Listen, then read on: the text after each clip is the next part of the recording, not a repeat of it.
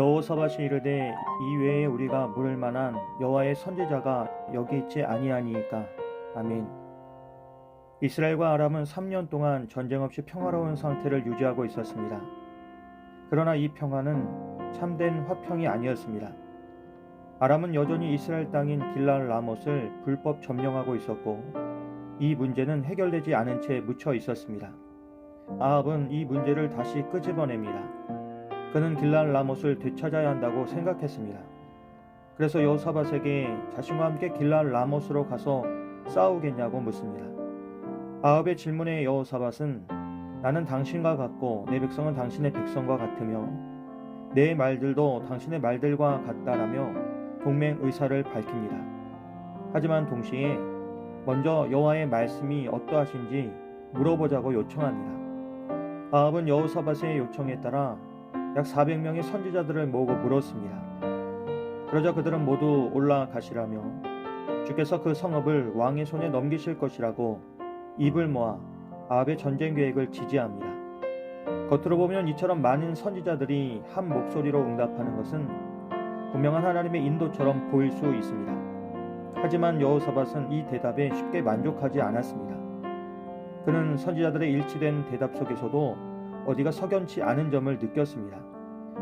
그래서 그는 이 외에 우리가 물을 만한 여호와의 선지자가 여기 있지 않냐고 아합에게 다시 묻습니다. 여호사밧의 질문은 중요했습니다. 겉으로는 여호와의 이름을 부르며 예언하는 듯하지만 실제로는 아합의 마음에 들기 위해 말하는 거짓 선지자들이었을 가능성이 크기 때문입니다. 여호사밧은 다수의 목소리에 속지 않고 진정한 하나님의 뜻을 전하는 선지자가 따로 있음을 직감했습니다. 그러자 아합은 마지못해 한 사람을 언급하는데 그는 선지자 미가야였습니다. 그러나 아합은 미가야를 소개하면서 그는 내게 대하여 길한 일을 예언하지 않고 흉한 일만 예언하기로 내가 그를 미워한다고 합니다. 아합은 하나님의 진실한 말씀을 전하는 미가야를 꺼려합니다. 하지만 아합은 결국 미가야를 부르기로 합니다. 그래서 한 내시를 불러 미가야를 속히 오게 하라고 합니다. 아합은 억지로 하나님의 뜻을 듣기로 결정했지만 그의 마음은 이미 닫혀 있었습니다. 하나님의 말씀을 구하는 척하였지만 일상은 자신이 원하는 대로 결정하려는 마음이었던 것입니다. 아합과 여호사밧이 미가야를 기다리는 동안에 선지자들의 예언이 이어졌습니다. 시드기야라는 선지자가 등장하는데 그 이름은 여호와는 정의라는 뜻이었습니다. 그는 철로 뿔들을 만들어 아람에 대한 승리를 예언하는데 그것은 모세가 요셉 지파, 즉 에브라임과 므낫세 지파에게 내린 축복을 인용한 것이었습니다. 에브라임과 므낫세는 북이스라엘을 주도하는 두 지파로서 과거 모세가 이렇게 축복했으니 그것을 믿고 나아가라는 말입니다. 게다가 나머지 선지자들도 모두 길랄 라못에서 이스라엘이 승리할 것이라고 예언합니다. 본문을 읽으며 우리는 몇 가지를 생각하게 됩니다. 우리는 하나님의 뜻을 구한다고 하면서 사실은 내 욕망을 뒷받침할 말을 찾고 있지는 않습니까? 진정한 신앙은 내 뜻이 아니라 하나님의 뜻을 구하고 하나님의 말씀이 내 기대와 다르더라도 순종하는 것입니다. 또한 다수의 사람들이 찬성한다고 해서 그것이 항상 옳은 것은 아니라는 사실을 우리는 본문을 통해 생각하게 됩니다.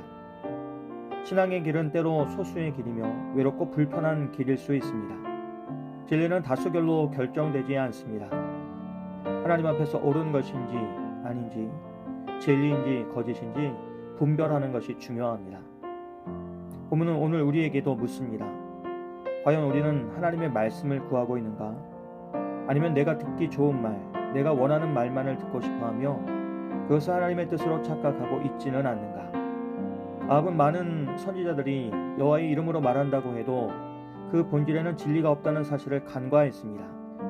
반면 여호사밧은 하나님의 뜻과 진리를 향한 갈망이 있었습니다. 오늘날 우리 역시 말씀을 듣고자 할 때 편리한 해석이나 자기 확신이 아닌 하나님의 진리 앞에 정직하게 서는 태도가 필요합니다. 진리는 때로 우리를 찌르고 불편하게 하며 돌이킴을 요구합니다. 그러나 그 말씀만이 생명의 길이며 결국 우리를 살리는 은혜가 됩니다. 오늘 우리는 누구의 소리를 듣고 있습니까? 다수의 목소리, 감정에 호소하는 예언, 혹은 내 마음을 만족시키는 말이 아니라 때로는 외롭고 불편할지라도 하나님의 말씀을 정직하게 듣는 마음이 필요합니다.